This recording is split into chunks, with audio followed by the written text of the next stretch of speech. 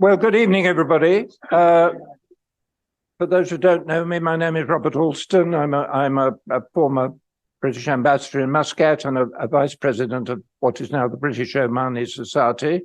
I'd like to welcome everybody, members of the Society, and also Dr. Akbar's personal guests who've joined us tonight.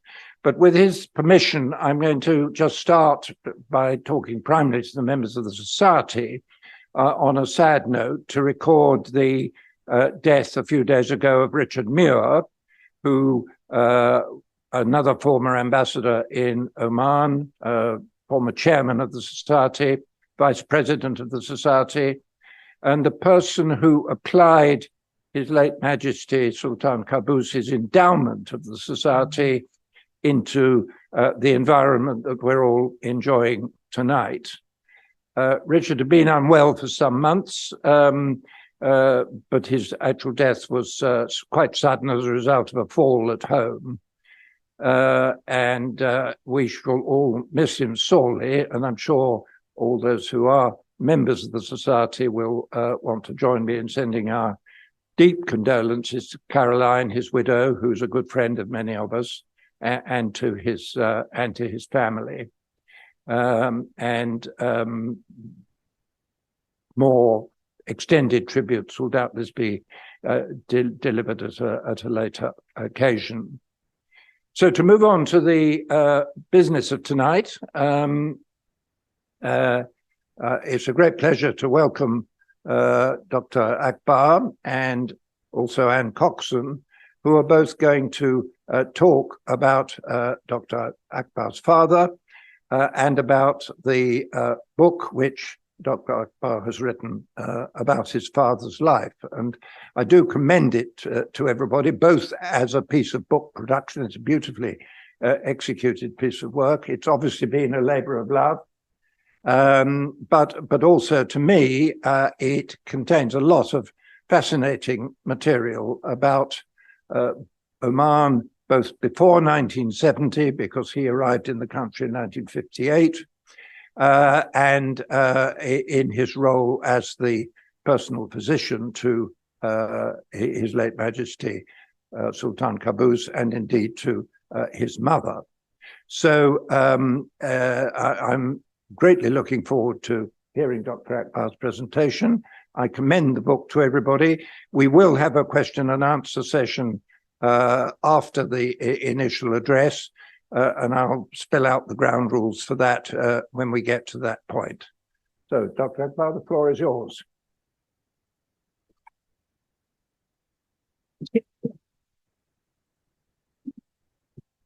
Thank you very much, Your Excellency. Bismillah ar-Rahman ar-Rahim. Assalamu alaikum wa rahmatullahi wa barakatuhu, and a very good evening. Your Excellencies, distinguished guests, ladies and gentlemen. I'm delighted to be here at the British Omani Society in London to present the book about the life of my late father, Dr. Syed Mohammed Rafay. It gives me immense pleasure to present the remarkable story of my father, who came to Muscat and Oman, as it was known then, in February 1958, and dedicated his life to providing medical services to an uncharted territory that had been locked in a state of perpetual underdevelopment. Probably, this is an understatement. He documented the experiences so that one day he could write a book. The slides that follow introduces him and his experiences. The following are my father's words from his diaries, and I quote, "I graduated from Prince of Wales Medical College in Patna in 1954 from a state called Bihar in India. I was very active with different committees in the medical college, and you can see the picture, my father standing here, in Jal Vihar Vibhag at Patna Medical College in 1950-51. After graduation, I joined the Indian Army Medical Corps.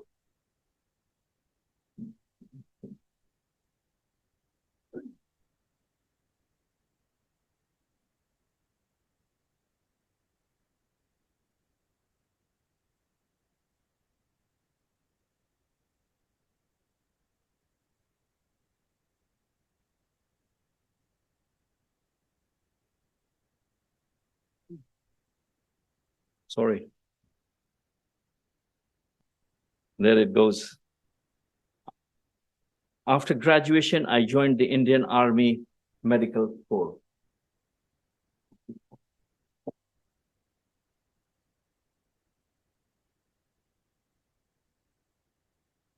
After completing my training in AMC Center in Pune, now it's called Pune, I was posted in Naga Hills to join the Gorkha Regiment. And you can see my dad here in this, there, in the fifth from the left. In 1956, Naga Hill district was declared a disturbed area because of the insurgency and was put under the command of the Indian Army. My mother, my wife, were very concerned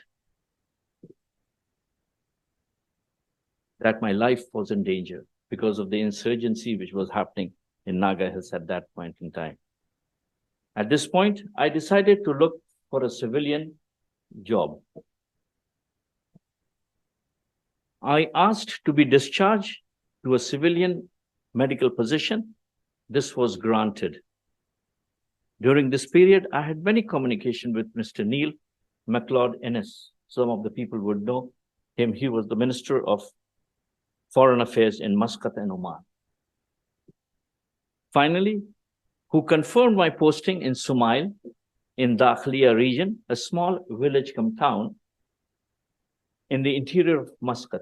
Sumail is around 150 kilometers away from Muscat.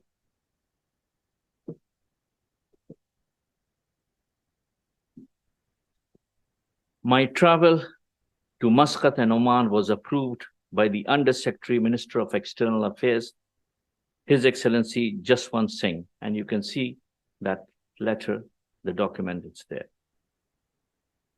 In January 1958, I boarded the British India's steam navigation ship by the name Dwarka. They had a number of other ships as well, Sirdhana and Dumra, probably if anybody has heard about it. Leaving behind the shores of Bombay for my new posting in Muscat and Oman, arriving in February 1958. This is a beautiful picture of the contrast.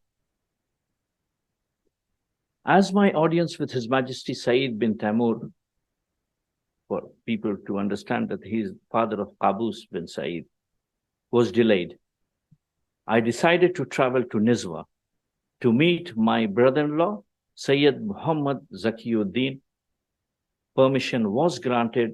I joined the army convoy for Nizwa.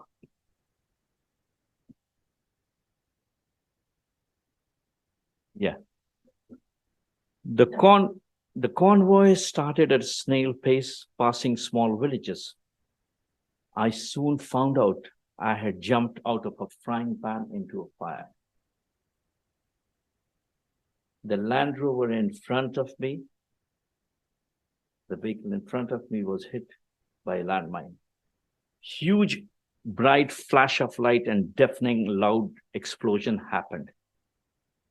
The soldiers immediately took position on the nearby hills, and we flung ourselves on the ground, quaking in our boots.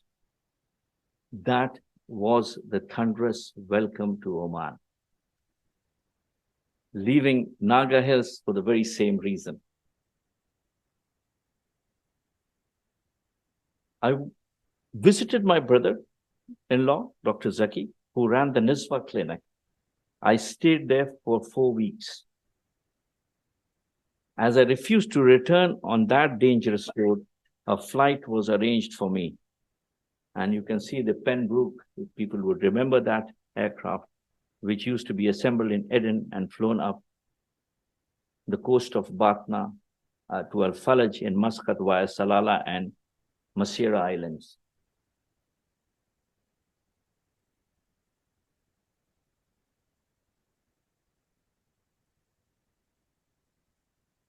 It was dark when I reached Samail.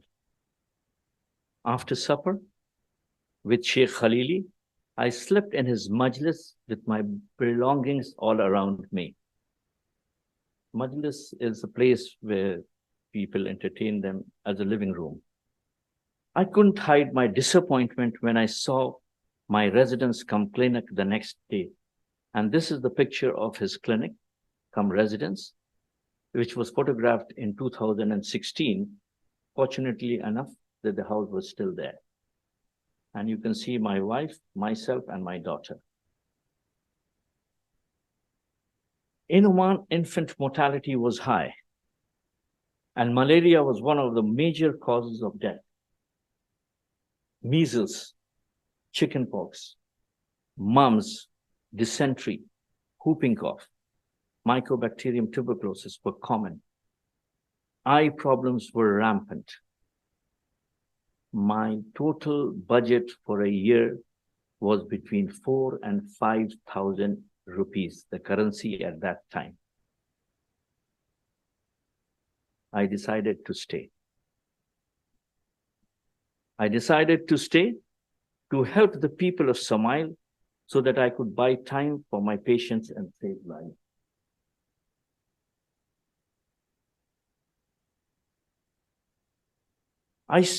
There are many anecdotes within the book, and I'm not going to mention all of them. It's just a few of them, a couple of them, as a matter of fact. This is one.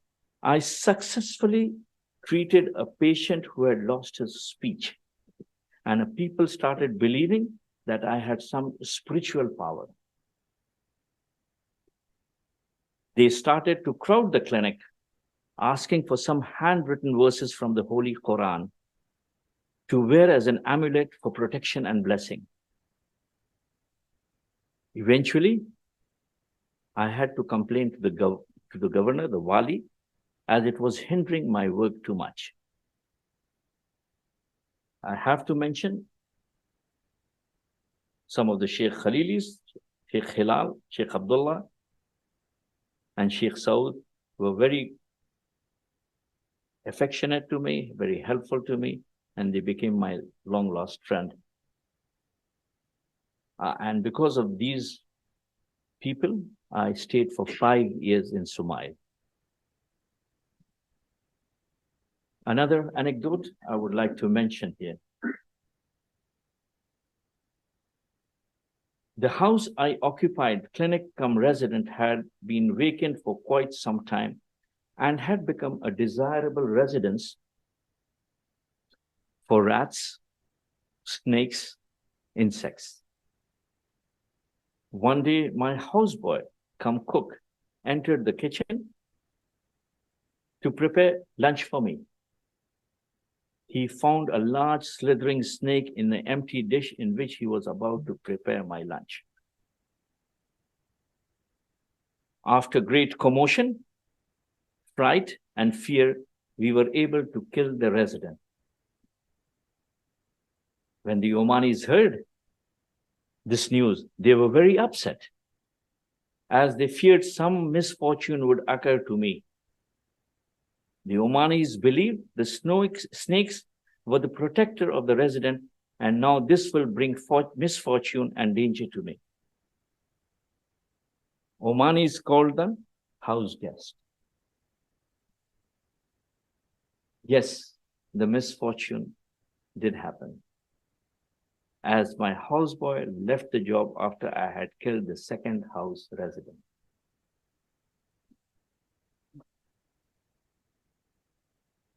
Next stop, Musna. And you can see the Land Rover at that time.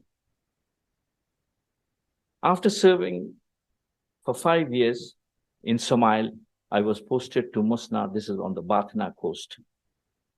I served for nearly 10 months before being posted to Muscat to work as a chief medical officer at Muscat Charitable Hospital run by the British Crown Service. And you can see, if you look closely into this picture, they were very close to my parents. And here man is actually weeping when my mother and my sister, they are leaving for the next stop, Muscat. There's the gate.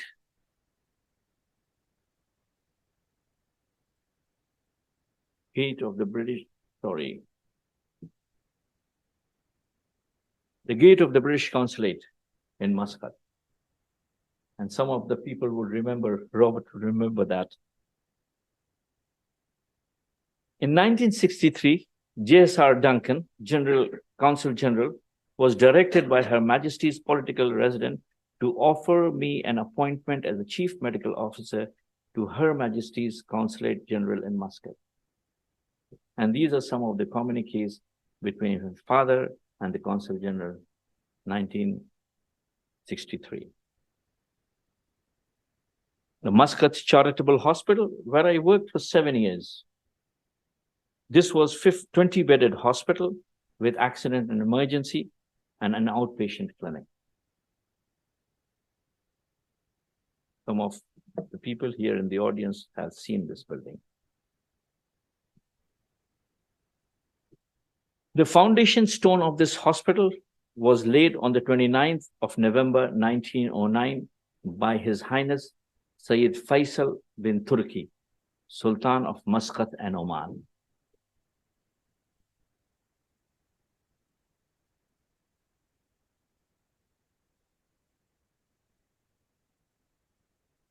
The quote actually ends the last slide.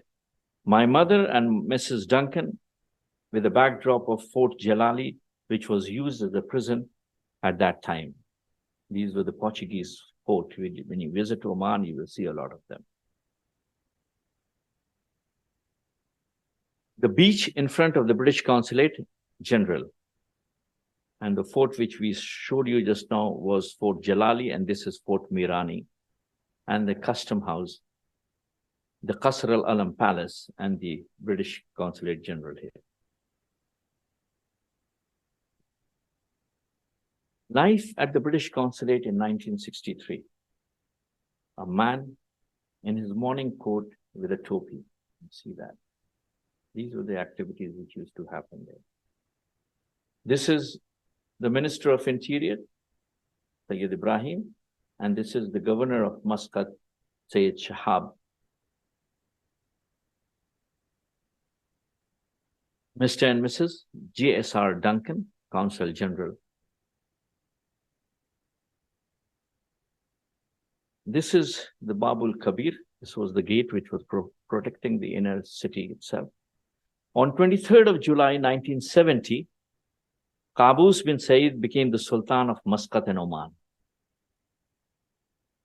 In 1970, preparations were being made for the arrival of His Majesty Sultan Qaboos to Muscat from Salalah for the first time.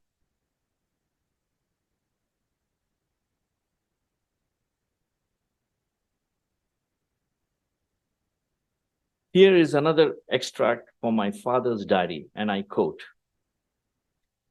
"Within 5 months of His Majesty Sultan Qaboos' reign, on the 12th of December,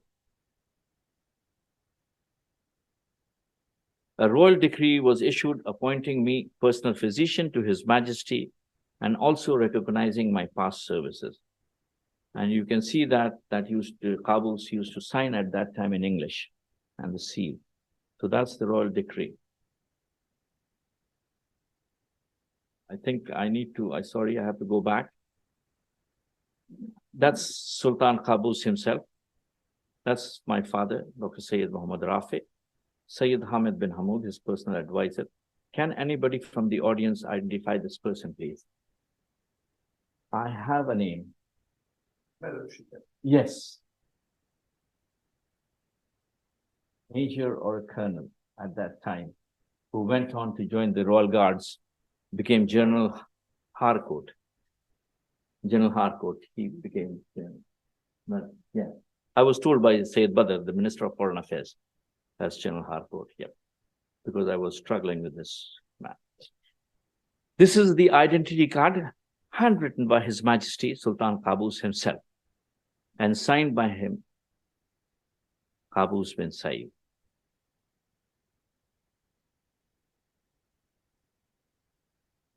I traveled extensively with His Majesty in Oman and overseas. And this is a picture from inside of a fort where he is visiting. And you can see my dad here and the senior castle guard and General Harcourt himself.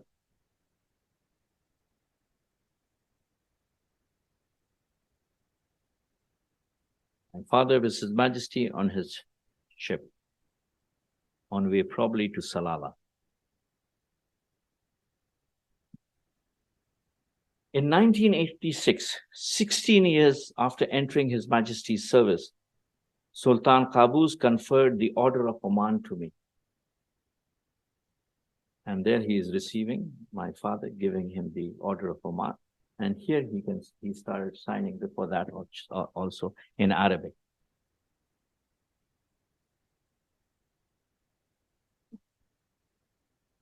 In addition to serving His Majesty, I was appointed personal physician to Her Majesty, Queen Mother Saida Jalila Mizun, unquote. That's the Queen Mother, mother of Qaboos. Her Majesty, Queen Mother Saida Jalila Mizun with Princess Diana on her visit to Oman with Prince Charles at that time, who is now the king. Queen Mother and King Charles.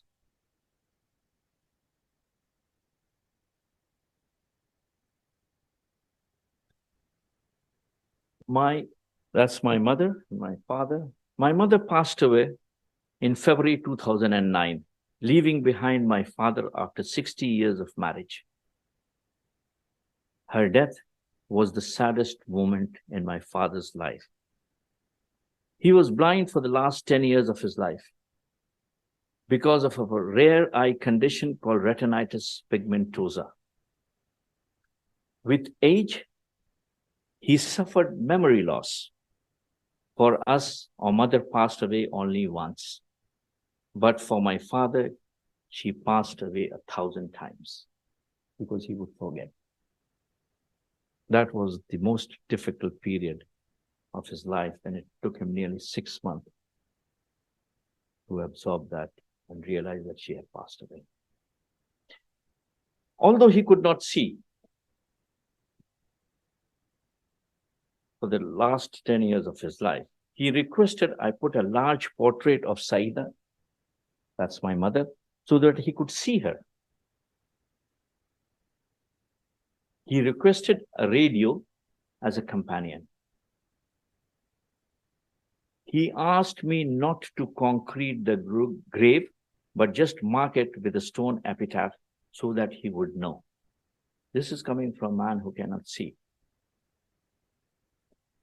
Exactly after 5 years and 6 months, Papa passed away peacefully on the 1st of September 2014 at the Royal Hospital.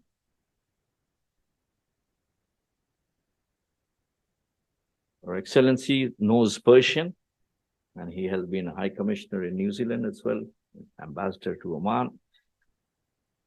So I'm going to read this couplet from Majruh Sultanpuri, which sums up my father's life. I'll read it in Urdu because most of the audience here also understands Urdu. तुम्हें कहता है मुर्दा कौन, तुम्हें कहता है मुर्दा कौन, तुम जिंदों के जिंदा हो, तुम्हारी नेकियां बाकी, तुम्हारी खूबियां जिंदा. Who says you're not alive? You are more alive than the living. Your goodness remains and your righteousness thrives.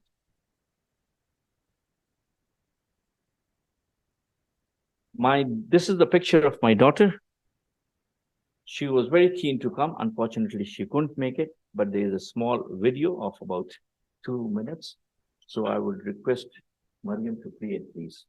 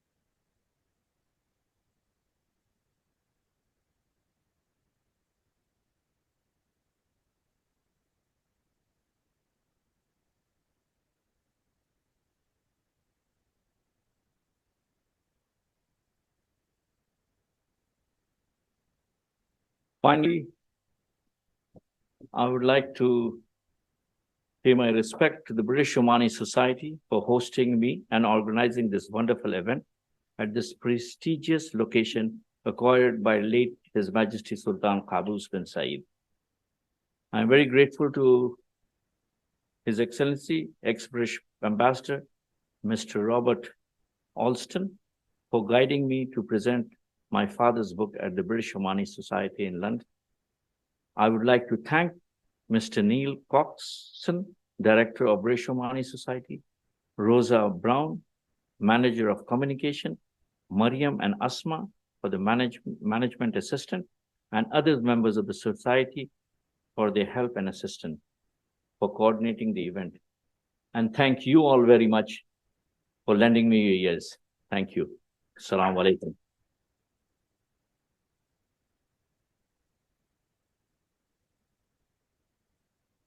And now we have the next speaker, an eminent medic who worked with my father, Dr. Anne Coxon. Now she's called Amana Coxon. And she will enlighten you all about Dr. Rafay. And I'm very grateful to her personally that she agreed to come and talk, because I know how much respect and affection she has for Dr. Rafay.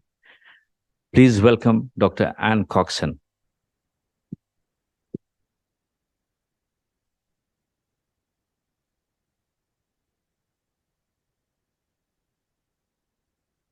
Bismillahirrahmanirrahim.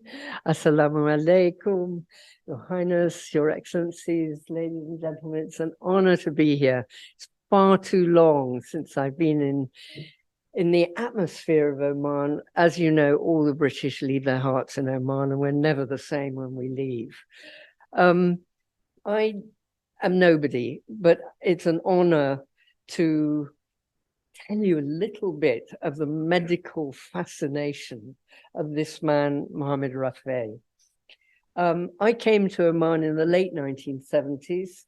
I was a minor addition to a very eminent group of American and British physicians called to examine Her Majesty.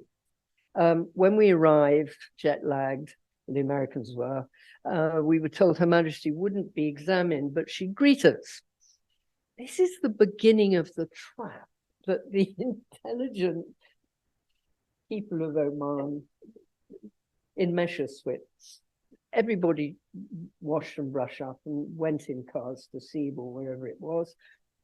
And of course, Her Majesty was ready to be examined. I was the only one, being the minor in the group, who had brought my examination bag, because I thought she won't be ready to be examined, but there might be some slaves or staff or somebody else, and I can do the little stuff. The Americans were trying to make sense of my equipment. She saw that. She then announced that the Americans should be dismissed and had to be given parties, because I was the only one who come there to work. Now, that is typical of Oman. But you have to realize, I was late 1970s? Dr. Rafay had been dealing with this native understanding of life and its reality for over a decade by the time I got there.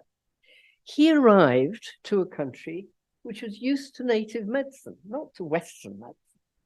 His Majesty, being educated in the West, was absolutely, Sultan Qaboos loved homeopathic and herbal medicines, but native medicine was something else altogether.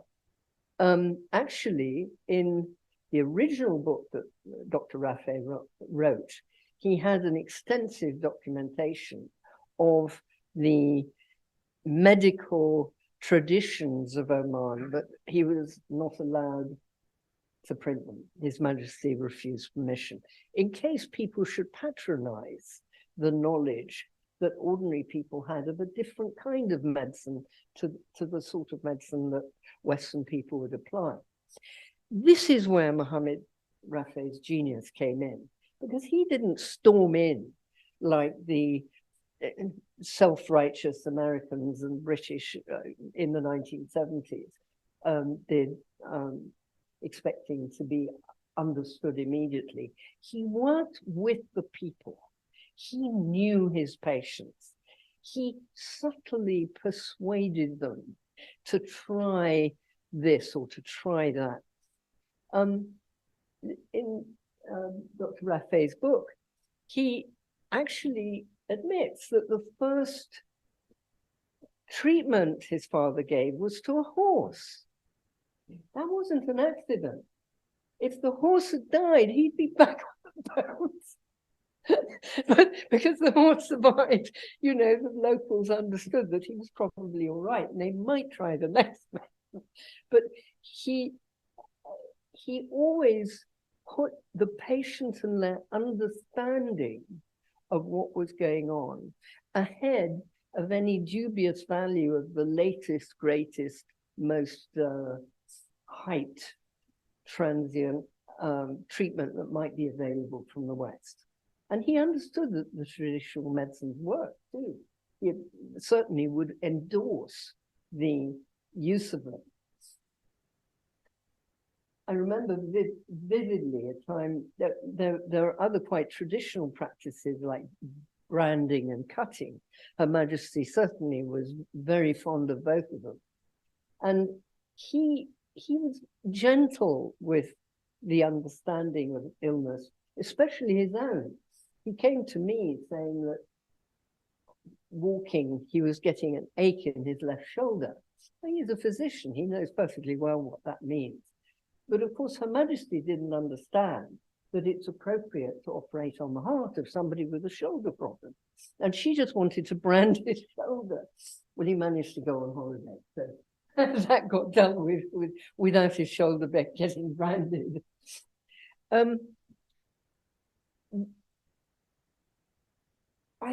I look back on this really with great sadness. I'm 83. I'm an implacable enemy of artificial intelligence. I'm reminded of the great, you've never heard of him, Hermann Rafay, in the 1870s. He was an internist in Vienna, great clinician. And he said, all knowledge attains its ethical value and its human significance only by the human sense in which it is employed. Only a good man can be a great physician. Mohammed Rafay was a good man. It was an honor to know him. Thank you.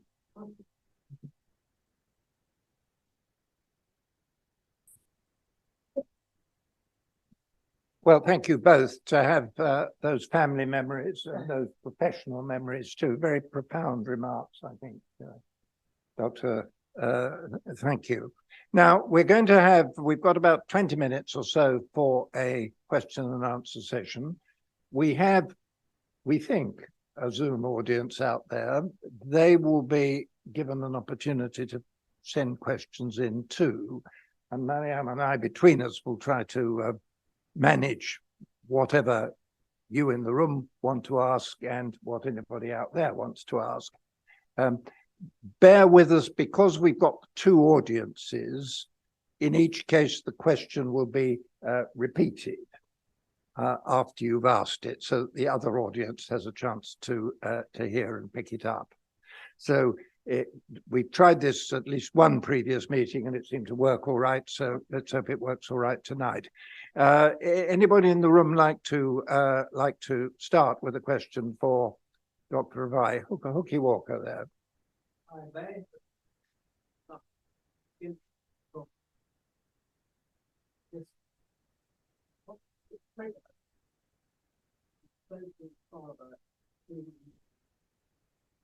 Time we decided to be brothers. Do you have a communication with brother-in-law in Oman, or was it in person from the newspaper?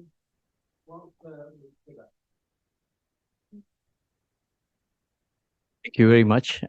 Probably you did miss the first portion of my slides. And when he was posted in Naga Hills, it was under the command of the Indian Army. Insurgency was going on. And his wife and his mother being hundreds of miles away from Naga Hills, or thousands of miles away from Naga Hills, they were very worried because of the safety. And that was one of the reasons, after serving for in the Indian Army for 4 years, he asked for a civilian job or looked for a civilian job. He had not done his homework very well before coming to Oman, because there was an insurgency going on in Somail and Nizwa, and of course in Jabal Akhtar. And when he didn't get an audience, or his audience was delayed with His Majesty Sayyid bin Taimur, he decided to go and meet his brother-in-law in Nizwa. And he joined the army convoy, and the vehicle in front of his vehicle was hit by a landmine. And that was what we were saying is a thunderous welcome to Oman. Yes, he was indeed. And he was serving in Nizwa as a physician in the Nizwa clinic. And actually, he was taken captive by Taliban Ghalib. You would know that. There was also an insurgency going on. So that is after my father came in. So that was, I hope I've answered your question. Yes and no. Why did he go to Oman? Why did he go to Oman? Probably his brother-in-law was there. So that was one of the reasons. But Dr. Rafay was a man of few words. He would never speak.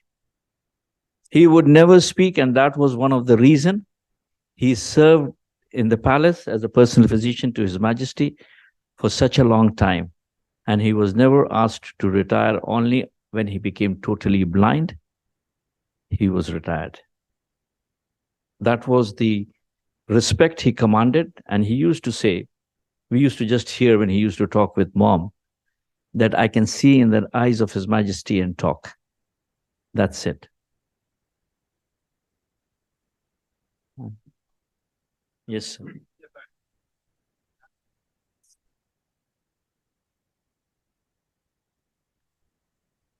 Unfortunately, it's not there. I don't know where is the foundation stone. I was trying to look for it. I couldn't find it. But probably I believe that the embassy, what do you call, the stone on the gate, the coat of arms or what, is probably there, but I don't know where it is. It is not there. The Qasr al-Alam, the new palace, has all come over there. It is demolished, yes, yes.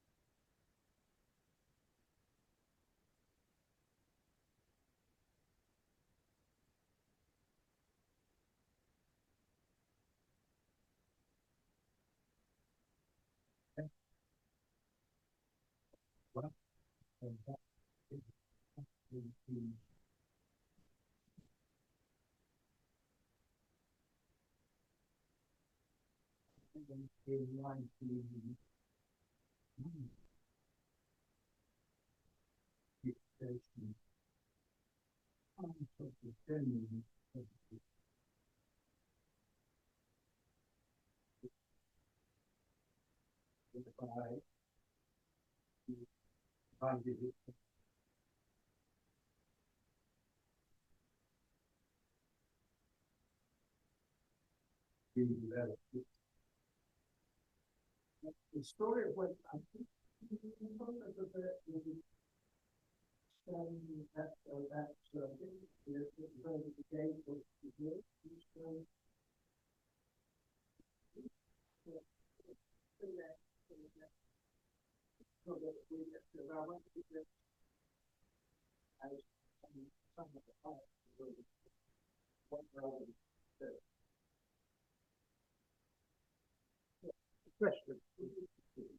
I think so, yes. I believe it is there somewhere, but I don't know where it is.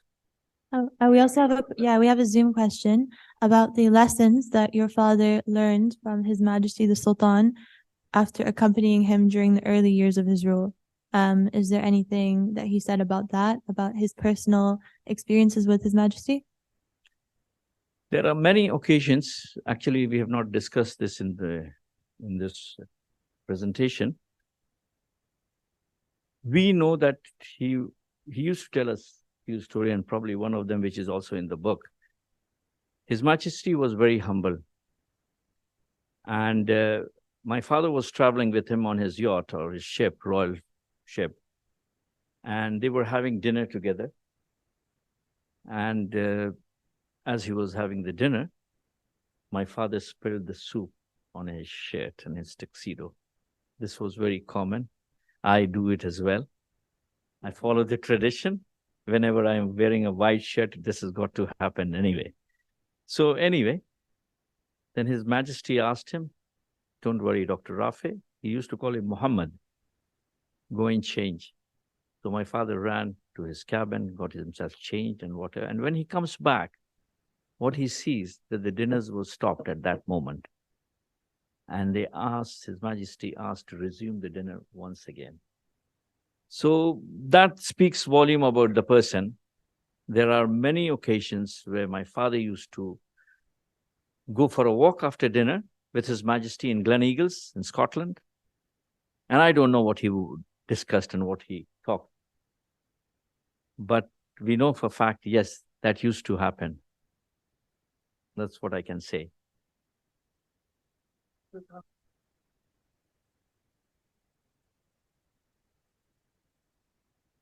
No, not his regular. His mother used to go to Scotland as well. And His Majesty in the early time used to go to, yes. And Queen Mother was very fond of James Bond. And she liked not Sean Connery, Roger Moore. So I remember one of the occasions, because obviously she was not very good in English, she asked my dad, please invite him for dinner. So he'd invited him for dinner, and they had dinner in the palace in Glen Eagles somewhere, I don't know where. Yes. Yes, Mr. Najam.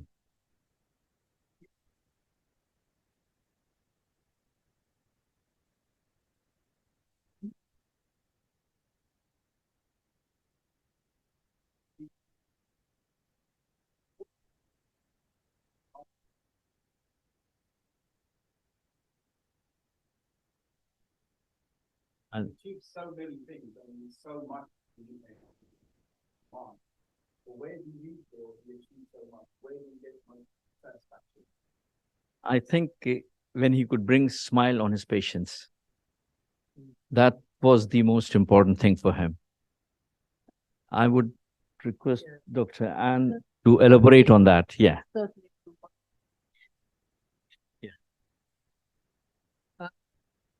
Them. I'm in tears. From now on, you will be talking to a cipher. You'll be talking to an artificial intelligence source of information. You'll never see the same doctor twice. You'll never have a personal relationship with your doctor. He knew people inside out. He was remarkably reticent, very similar to the Scottish like that. And he got on well with Scottish physicians because they never talk about their patients outside the intimacy of the knowledge, even to other members of the family. And he was deeply trusted because of that. The secrets he had were astonishing. And if he ever had, in the way people do with social media now, written his memoirs, he would have been a multimillionaire. They were utterly fascinating. Share some sentiment about how the National Service is already developing, or that's a British issue that we want to discuss.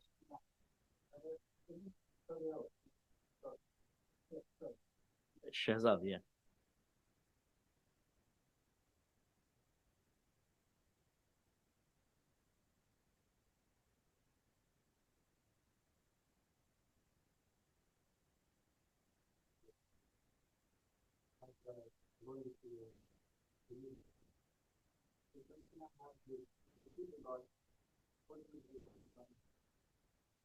Wow.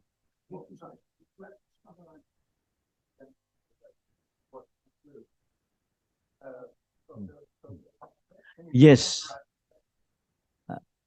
What Shehzad said, that whatever Dr. Rafay achieved, But what was the role of my mother, Saida, all in this whole thing? I think my mother, first of all, she was not educated. She never went to school. You have to bear this in mind very, very clearly. She got married to Dr. Rafay as a medic. She came from a village called Amrat in Jamui to Patna. And Patna was a big city, capital of Bihar. And without any educational background, she had her teaching of Urdu and Arabic, Quran, but nothing more than that. She came and conquered her in-laws' place. She became the leader. She was a leader. She was a born leader. That was one thing. And she was full of affection and love. That was the thing. And when she comes to Samail, when she joins my father, because of the first 1 year, my father was on his own. For the first 3 months, he was living in a biscuit and coffee only. He asked the sheikhs, can we have some meat? He said, once a month, probably. And he said, what about vegetables? The vegetables are meant for animals, period. So anyway, when my mother comes here, and as you will read in the book, how she participated and helped my father, even in his clinic.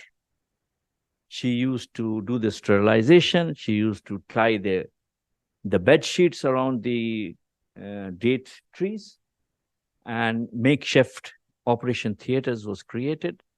And she was always there. One thing was positive about my mother, that she was always positive, and she used to say the word, because she was blood group B positive. But she didn't understand that. But she said, be positive. That's what we shared. And that was her, I think, one of the things I would say, a very, very important role in my father's life. There are two people. Yes, Irshad.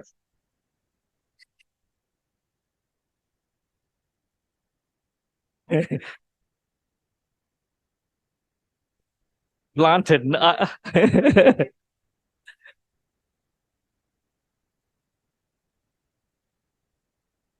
So yes, Kathy.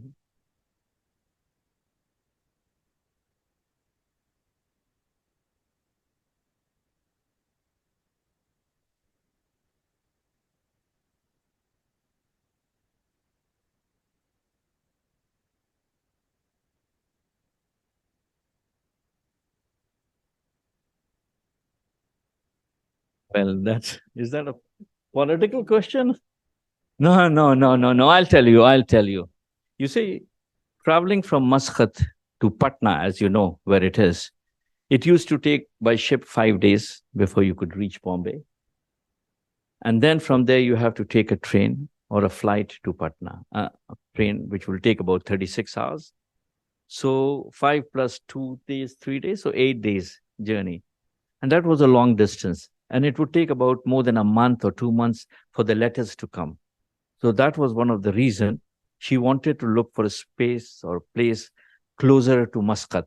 And Karachi was the chosen destination by my mother. And her sister's children were also there. That was also another reason. So that's why we moved to Karachi for educational purposes. Does that answer? Okay. Yes, ma'am. Yeah.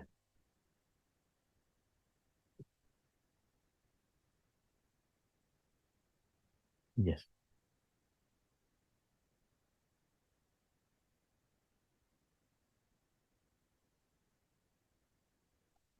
He did travel with His Majesty, but I'm sure he must have picked up a lot of problems, because when the patient came to you, he would only come because he already has about 4 or 5 problems before he comes to you.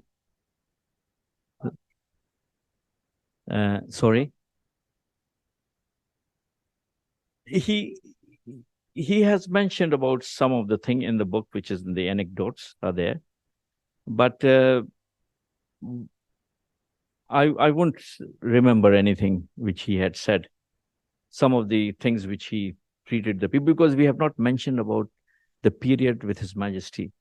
in a very subtle way. We didn't want it to bring that because of the permission from the Ministry of Informations and other things and from the Diwan.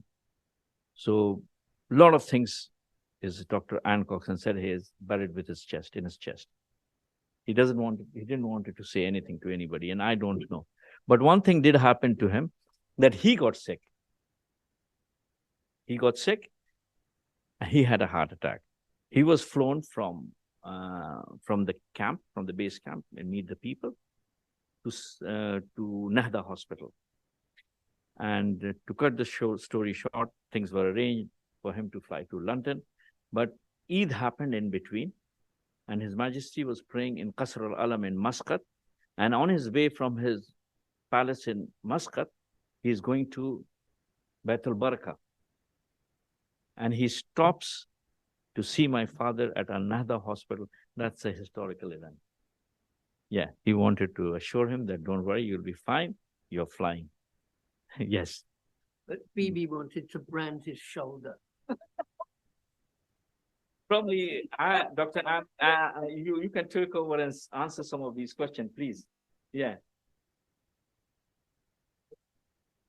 1980s. Correct. Yeah. Yeah. Yeah. Yeah. Oh, big on branding and tucking. Yeah.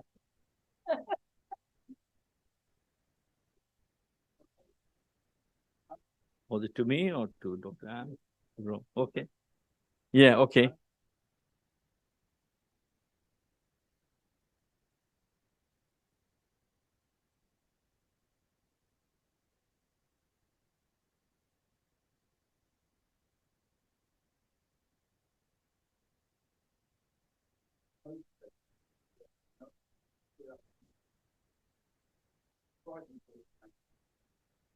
To take this question. I think he genuinely, first of all, the driving force was the respect he had for the Omani people. He wanted to preserve their own health traditions, but improve their health in as much as he could. Initially in public health, and then in the more academic, traditional Western value type thing. And of course did so. I mean, if you realize that he turned up in the late 1958 and 70s, and we had the major hospitals built by the 1990s with cardiac surgery and everything else. The development of medicine in Oman was very, very fast. But it's really important. I was amazed when I came to Oman to realize the native intelligence of people who were like Bibi Majnun, Her Majesty, was unable to read or write. She was Hafiz al-Quran. And I happened to be with her on one day when she was very ill in the morning, and I said, "You cancel your appointment." She said, "Look, I have to see them." Made me sit all day and watch her. And she was exhausted at the end of the day. And I'd noticed that she had said, next year, come on August the 4th at 10, and then the next group, come on July the 28th at 6 or whatever. And I said to her, "Where's your PA?" And she said, "What's a PA?" And I said, "Well, who remembers your appointment?" She said, "Who writes down your appointment?" She said, "Why should they write them down?" I said, "Well, how did you tell security this morning who's coming?" She said, "I remember." Could we do that? And she said, "That's the problem. You people have weak brains. And write things down, and then they read your secrets." She said, "My secrets are in my head." I mean, the wisdom, the native wisdom he had. And Dr. Rafay, when I came in thinking, Western technology, we're smart. Oh boy, he informed me very quickly how bright people were that I was dealing with, and not patronize, please.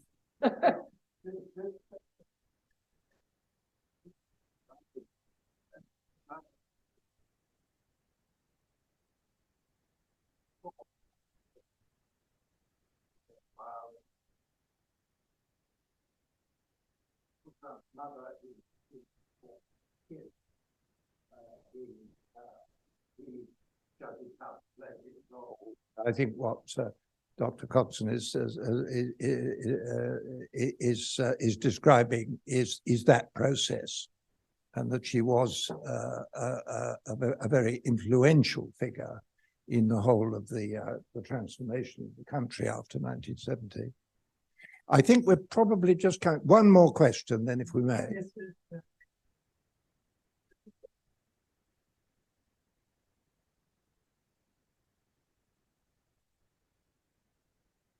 I just have to call you that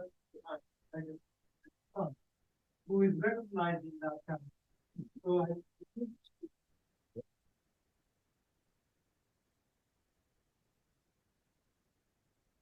Good. Well, you really take the words out of my mouth. Thank you so much.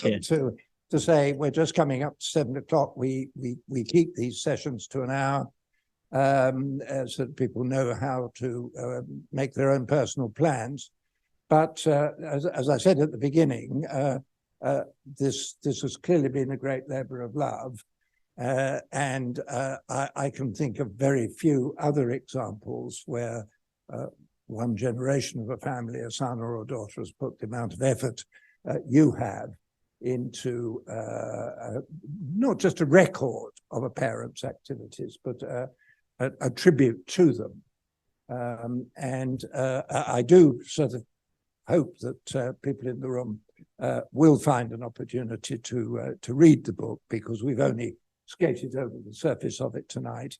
And I'm sure that, as Dr. Rafay said himself earlier, there's an awful lot that the book doesn't cover. It could have been very, very much longer, Yes, had you so chosen. Anyway, I'd like to thank, on behalf of the Society, both our speakers. Thank you for coming. It's our privilege to have given you this platform to, as it were, launch the book and the story of your father here in London.